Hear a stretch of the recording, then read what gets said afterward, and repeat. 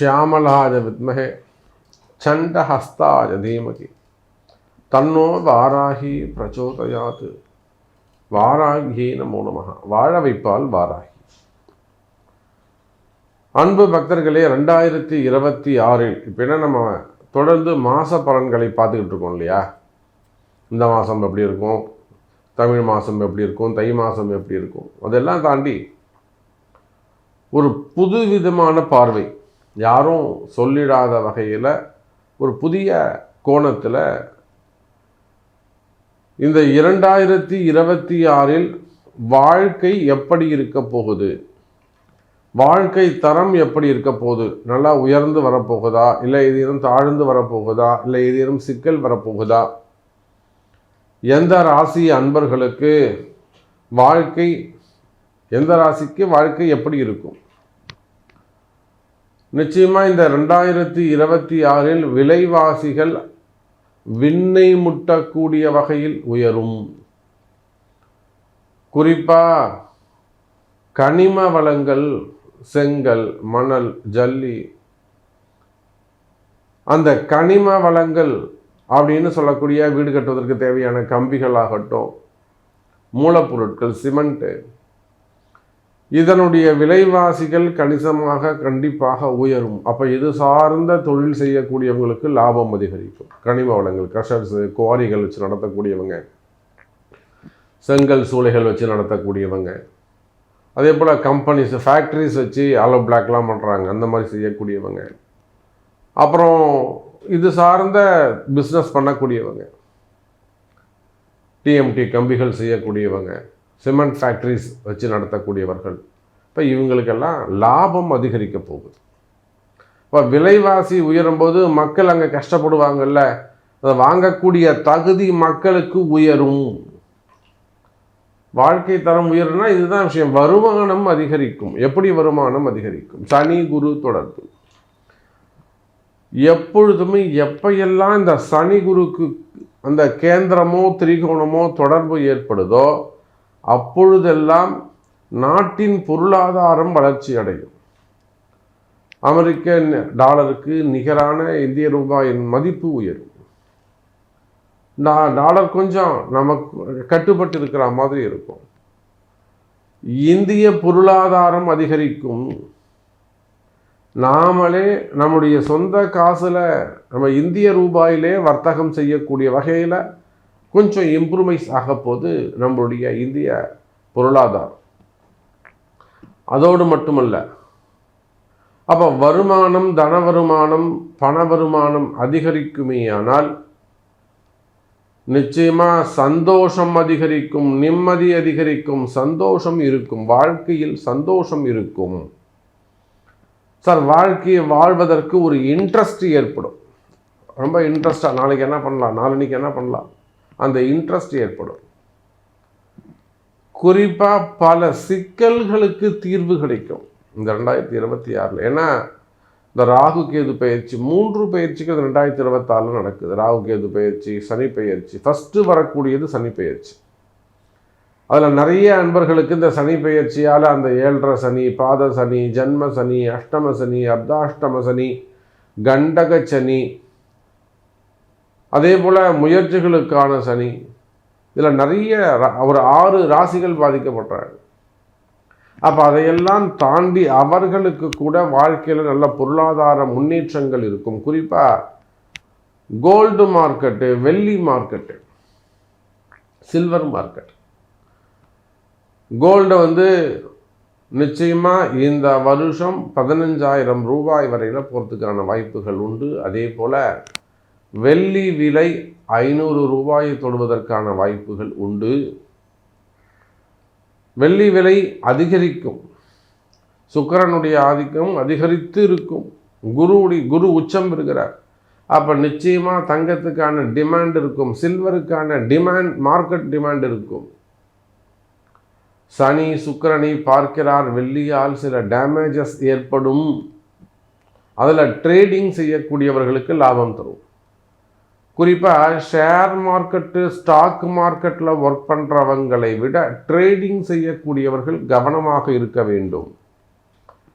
ஆனால் இந்த வருஷம் ட்ரேடிங்கில் தான் அதிக லாபம் கிடைக்க போகுது.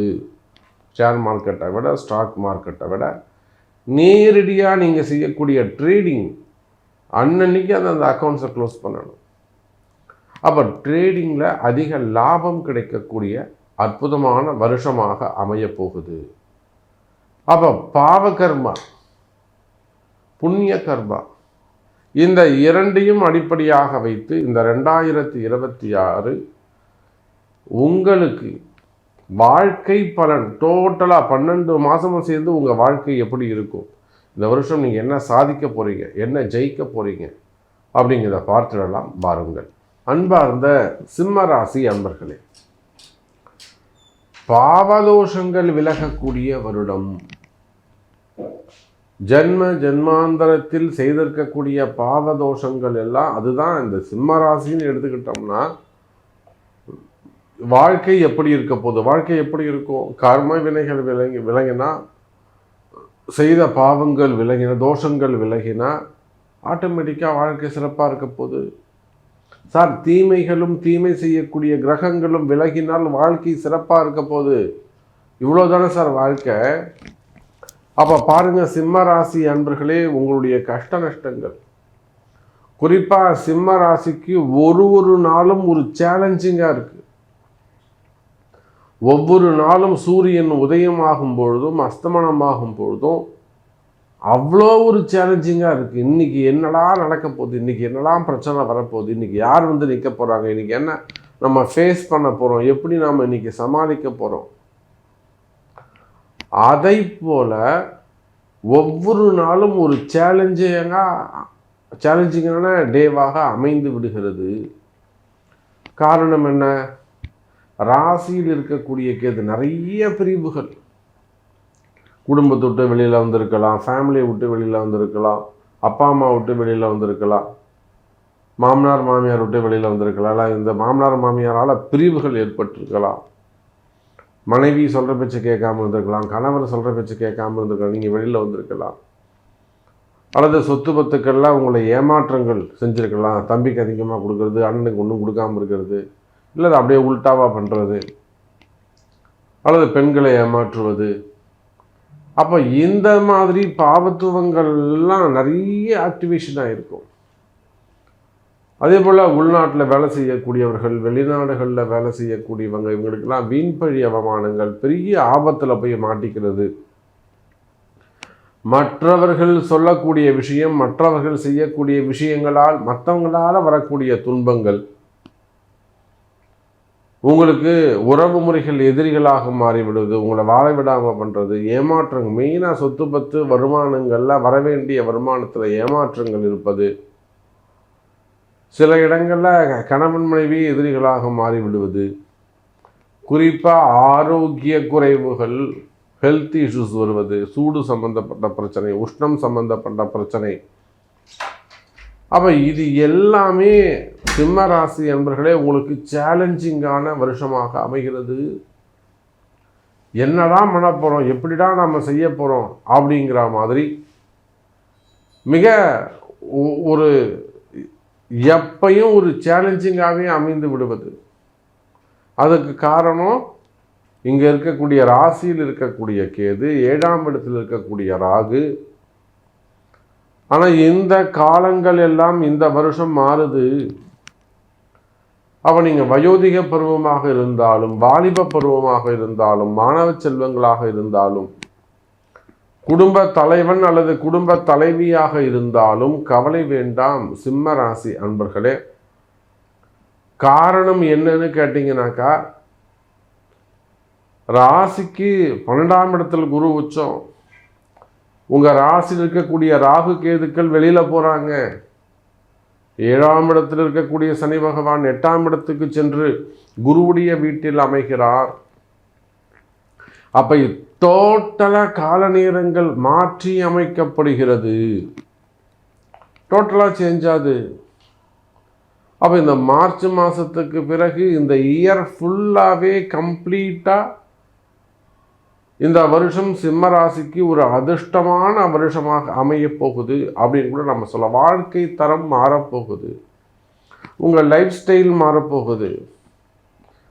நீங்கள் எது செஞ்சால் உங்களுக்கு ரொம்ப ஃபேவரபுளாக இருக்கும், உங்களுக்கு ஒரு ஃபெமிலியாரிட்டி கிடைக்கும், எனக்கு ஒரு நேம் க்ரியேட் ஆகும், எனக்கு ஒரு இமேஜ் க்ரியேட் ஆகும், அல்லது எனக்கு சோஷியலாக ஒரு நல்ல க்ரோத் கிடைக்கும்னு நீங்கள் நினைக்கிறீங்களோ, நீங்கள் நினைத்த காரியங்கள் வெற்றியில் அமைய போகுது சிம்ம ராசி அன்பர்களே. அப்போ இதுக்கு என்ன செய்யணும்?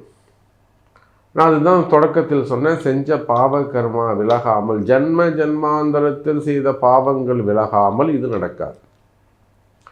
எப்படி விலகணும்?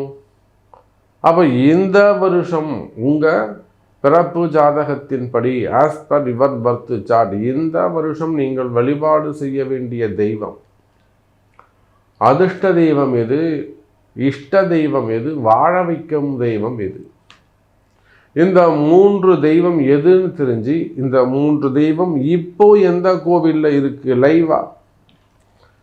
இப்போது நிறைய பேர் செய்யக்கூடிய தவறுகள் என்ன, அஷ்டம சனி ஏன்னா 7.5 சனி ஆரம்பிக்குது, உடனே திருநள்ளாறு போவோம், திருநள்ளாறு போனால் சனி பகவான் இருப்பார். அதுதான் தவறு. அவர் பிறந்த இடமாக அவதரித்த இடமாக வேண்டுமானால் திருநள்ளாறு இருக்கலாம், ஆனால் அவர் அங்கே தான் இருக்காருன்னு நீங்கள் சொல்ல முடியாது. சார் ஏதாவது அவருக்கு ஃப்ரெண்டாக பார்க்கறதுக்கு வெளியூரில் வந்திருக்கலாம், இல்லை அவங்க அப்பாவை பார்க்கறதுக்கு ஏதாவது வெளியூர் போயிருக்கலாம் இல்லையா. அப்போ இந்த வருடம் சிம்ம ராசிக்கு சனி பகவான் எங்கே இருக்கார், அது போல் உங்கள் இஷ்ட தெய்வம், வாழ வைக்கும் தெய்வம், காப்பாற்றும் தெய்வம் எங்கே இருக்குது, எந்த ஆலயத்தில் இருக்குது என்பதை அறிந்து உங்கள் பிறப்பு ஜாதகம்தான் திசையை காட்டும். அப்போ இந்த 3 தெய்வங்களை அறிந்து வழிபாடுகள் செய்வீர்களேயானால் இந்த வருடம் முழுவதுமே உங்கள் வாழ்க்கை தரம் உயரும்.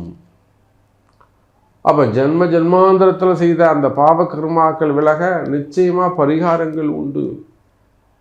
இடதோஷமாக இருக்கலாம், கம்பெனியாக இருக்கலாம், ஃபேக்ட்ரியாக இருக்கலாம், தொழில் நிறுவனங்களாக இருக்கலாம்.